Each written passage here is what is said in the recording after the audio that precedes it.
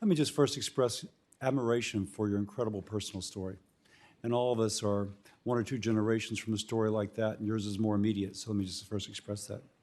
Speaking about policy issues, though, AB 5, controversial, in many quarters in California, unpopular.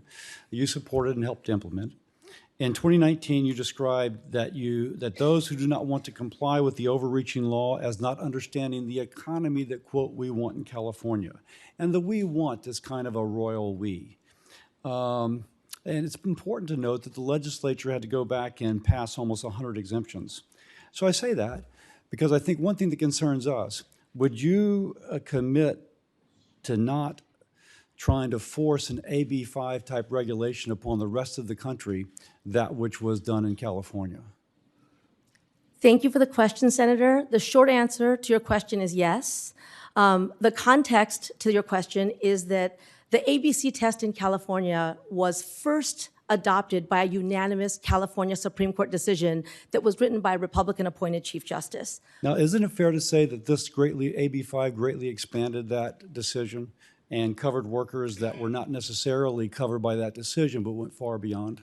Well, following that decision, the California legislature did pass AB 5 that codified the test. To be extremely clear, I was not part of the legislature. I have never been a legislator. I have tremendous respect for what you all do. I have not done that job. And so the ABC test was codified in California. It's not the only state that has it. But when the Department of Labor issued our rule on independent contractor versus employee classification, we explicitly did not include the ABC test in our rule. So that is why I answer yes to your question. Only Congress can adopt the ABC test. I cannot, I Now, will there are not. other things that could be done through a rule that gets at the same point, even if it does not include the ABC. So is that an equal kind of commitment to not attempt to do through rule that which may be absent ABC but otherwise has the same sort of effect? I will commit with absolute certainty and commitment that I will always have full faith and fidelity to federal law. Now, the laws that that's you different pass, because I can promise you I've learned to give me a smart attorney and they can find all sorts of interpretations of federal law. Up is up and down is down, but no, sometimes up is down. Let me move on, though, just because I've got limited time. When we met, you said you would not pursue changes to the joint employer regulations if confirmed. We know this is a priority for labor unions. Could you again and for the record give assurances that you will not pursue changes to the joint employer rule as Secretary of Labor? So, Senator, I know you mentioned the concern about franchisees and franchisors, and I enjoyed our conversation. I mentioned that my family, my parents Yes. had a franchisee business. The reason my sister and I were able to go to college. I got because of limited that time. business. Okay, so I understand the importance of the model. There's not a joint employer rule on our regulatory agenda. It was not on our agenda that came out last year. We have And is another that one to coming. say it would not become on the agenda at a later point? It will not be on our agenda that comes out in June. Correct, Senator. Next, Ms. Sue, thank you. There's about 150 labor contracts coming up representing 1.6 million workers expiring this year.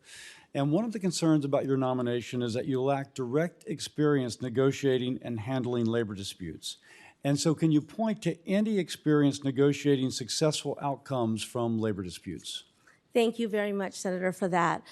So I did work very closely with then Secretary Marty Walsh on the negotiations that concluded on our part in September that involved the rail unions and the rail Now, it's fair to employers. say that it actually took Congress and the President to step in and conclude those negotiations. Those were not successful. Fair?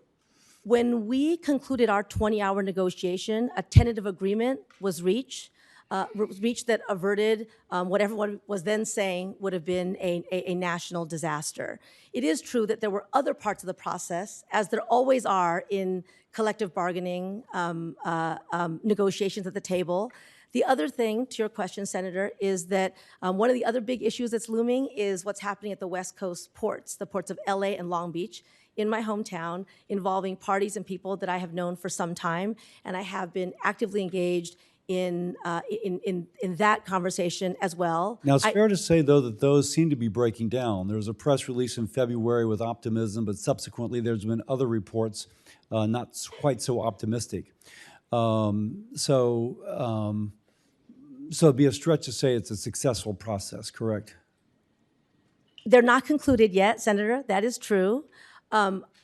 My role, if confirmed, would be to, when asked, help make sure that the parties stay at the table, that they are able to grapple with some of the hard issues that they face, and that if asked to come assist, I would do so. I would not give up on those negotiations at this time, Senator. Okay. And Mr. Chair, I ask unanimous consent to enter articles in a letter concerning the ongoing disruptions of the West Coast ports to President Biden from over 300 retailers, urging him to step in and negotiate between the union and management to prevent disruption to the supply chain of American consumers. Without objection. With that, I yield. Thank you. Thank you. Senator